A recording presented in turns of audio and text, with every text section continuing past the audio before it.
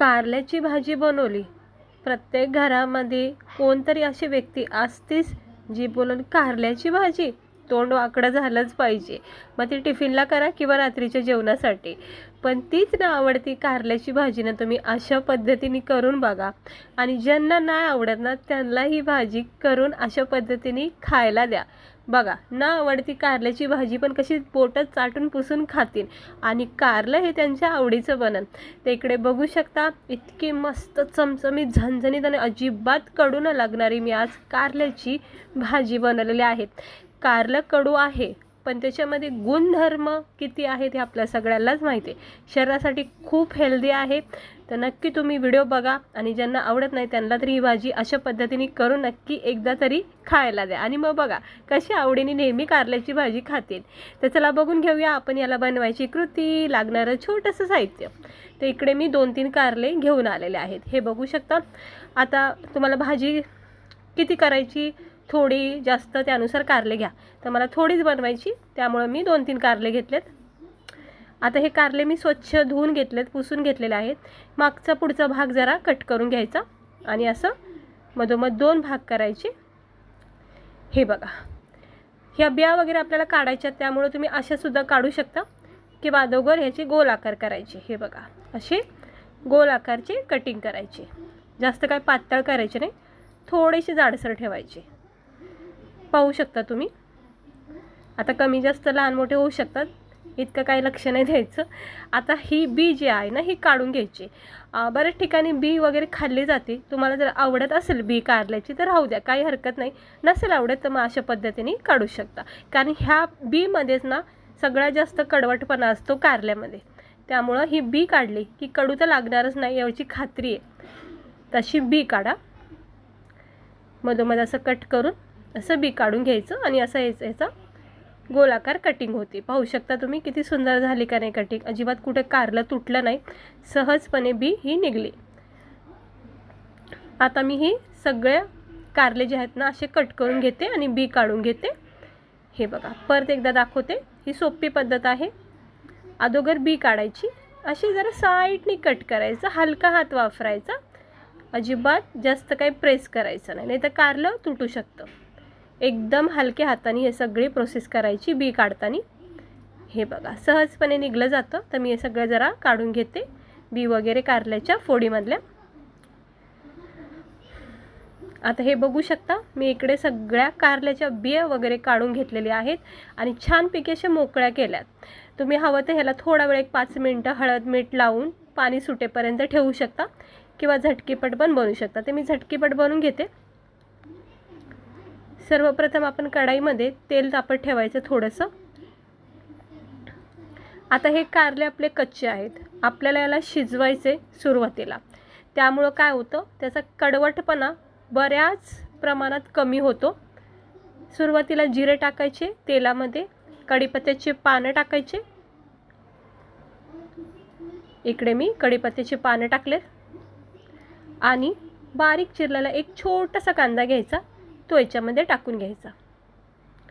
भरलेलं कारलं फ्राय मसाला फ्राय करतो बघा, ते सुद्धा खूप छान लागतं. बऱ्याच ठिकाणी तर कारल्याचं कालवणसुद्धा बनवलं जातं रश्श्याचं, ते सुद्धा खूप चांगलं लागतं.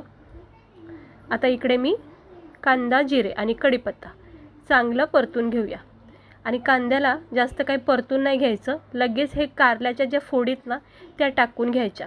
आता बघा कांद्याला मी जास्त परतून नाही घेतलं कारण की मी इकडे कारले टाकलेले आहेत आणि कारल्याला आपल्याला सुरुवातीला एक 5 मिनटं तरी शिजून घ्यायचे, म्हणजे फ्राय करून घ्यायचे. त्या अगोदर याच्यामध्ये चवीनुसार हळद आणि मीठ टाकायचं. मीठ इथे थोडंसं टाकल्यामुळं काय होतं कारल्याला पाणी सुटतं आणि मग त्या पाण्याच्या वाफ्यामध्येच हे कारल्याला नरम सॉफ्ट पडलं जातं. जसं आपण शिजून घेतो बघा, म्हणजे शिजायचं वेगळं, शिजवण्याचं पण काही टेन्शन नाही.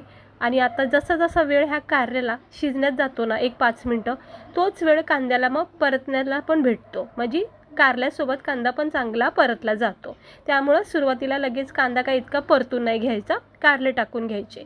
आता मी चांगलं हळद मीठ टाकले आणि एक 5-6 मिनटं स्लो गॅसवर चांगलं याला शिजून घ्यायचं, म्हणजे नरम सॉफ्ट पडेपर्यंत. हे बघा अधूनमधून जरा असं चेक करत राहायचं, अजिबात पाणी वगैरे काही टाकायचं नाही. ह्या वाफेवरच हे कारलं जे आहे ना ते नरम सॉफ्ट पडलं जातं. हळद मीठ टाकल्यामुळं कारल्याचा कडवटपणा नाहीसा होतो. दुसरी गोष्ट, मिठाचं पाणी सुटतं, त्यामुळं कारलं हे नरम सॉफ्ट पडलं जातं. बघा आता कांदा पण चांगला परतला चालला आहे कारल्यासोबत. हे असं एक 5-6 मिनटं हे असं पाणी सुटतं बघा, आणि याच्यामध्येच हे कारलं मस्त नरम सॉफ्ट पडलं जाते. आपण काही इथे पाणी वगैरे वापरलं नाही, तेलामध्येच इकडे परतून घेत आहोत. फक्त हे जे मीठ वगैरे टाकले ना त्याला पाणी सुटलंय. हे थोडंसं कारलं नरम सॉफ्ट पडेपर्यंत हे असं परतून घ्यायचं. बघा जितका चांगल्या वाफा निघतील तितकंच कारलं नरम सॉफ्ट पडलं जातं. आता बऱ्याच प्रकारे मस्त हे सॉफ्ट झाले. आता दुसऱ्या स्टेजवर आपण काय करायचं, याच्यामध्ये बेसिक मसाले टाकायचे. आता लाल तिखट, तुम्हाला तिखटपणा कमी जास्त जितका आवडेल तितका मसाला टाका. तर मी 2 चमचे इकडे लाल तिखट टाकले, 1 चमचा गरम मसाला टाकलाय, एक अर्धा चमचा हळद टाकते, कारण सुरुवातीलाच मी थोडी हळद मीठ टाकले, त्यामुळं आता हळद थोडी टाकायचं. त्यानंतर धना पावडर इकडे टाकते 1 चमचा भरून, आणि चवीनुसार थोडंसं मीठ टाकते, कारण सुरुवातीला मीठ टाकले आपण, त्यामुळं जास्त नको आहे, नाहीतर खारट होऊ शकतं. थोडंसं मीठ टाकले. आता हे सगळे मसाले ना कारल्याला व्यवस्थित पॅक करून घेऊया. हे बघा हलक्या हाताने व्यवस्थित ह्याला मिक्स करून घ्यायचं. बघा किती सुंदर असा हा मसाल्याचा बघा किती छान रंग आणि कोटिंग बसत चालली कारल्याच्या प्रत्येक फोडीला. आणि सुरुवातीलाच हळद मिठामध्ये छान प्रकारे शिजले गेलेत, त्यामुळं ना याची चव इतकी छान लागते ना. अशा पद्धतीने भाजी करा एकदा. हे बघा मस्त झालं का नाही. आता शेवटला आपण इथं टाकणार आहोत लसूण शेंगदाण्याचा कूट टाकायचा. इकडे 2-2.5 चमचे मी लसूण शेंगदाण्याचा कूट टाकून घेते. ह्याने इतकी छान चव येते ना, एकदम गावरान पद्धतीचं हे कारलं बनतं. आता मी हे सगळं लसूण शेंगदाण्याचा जो कूट टाकला ना तो याच्यामध्ये मिक्स करून घेऊया. आता तुम्ही थोडासा इथं गूळ टाकू शकता, चिंचेचा घोळ टाकू शकता. मी थोडीशी चिमूटभर साखर टाकते, नेहमी टाकते मी साखर, कारण त्याने बऱ्याच प्रमाणात कडूपणा बॅलन्स होतो, म्हणजे कडवटपणा जाणवत नाही जास्त कारल्यामध्ये. तर मी थोडीशी साखर टाकली. तुम्ही इकडे थोडासा गूळ किंवा चिंचेचा घोळ टाकू शकता. तर अगदी थोडंसं मी इथं पाणी टाकले, तुम्ही पाहू शकता, कारण ही भाजी ना आपल्याला पूर्णपणे वाफेवरच शिजवायची. आता थोडीशी साखर टाकल्यामुळं बघा त्याच्यामध्ये ना कडवटपणा कमी झाला आहे, आणि हळद मीठ एकदम व्यवस्थित बसले. तुम्ही पाहू शकता आपली ही कारल्याची भाजी बघा किती मस्त वाटते का नाही. सुंदर असा रंग आलेला आहे. बस सुरुवातीचे 5 मिनटं आणि नंतरचे 5 मिनटं, एक 10-12 मिनटामध्येच स्लो गॅसवर ही भाजी तयार होते. हे बघा मस्त झाली का नाही, एकदम छान वाटते बघा, चमचमीत झणझणीत एकदम गावरान पद्धतीची कारल्याची भाजी. तुम्हाला मी दाखवते एक फोड अशी उचलून.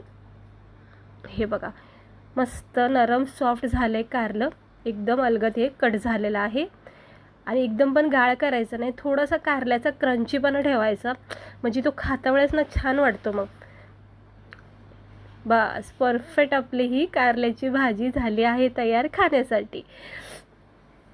तर आता मी गॅस केलाय बघा बंद, आणि तुम्ही पाहू शकता आपली ही कारल्याची भाजी अशा पद्धतीने जशी मी तुम्हाला दाखवली व्हिडिओमध्ये, अगदी तशा पद्धतीने करून बघा कारल्याची भाजी.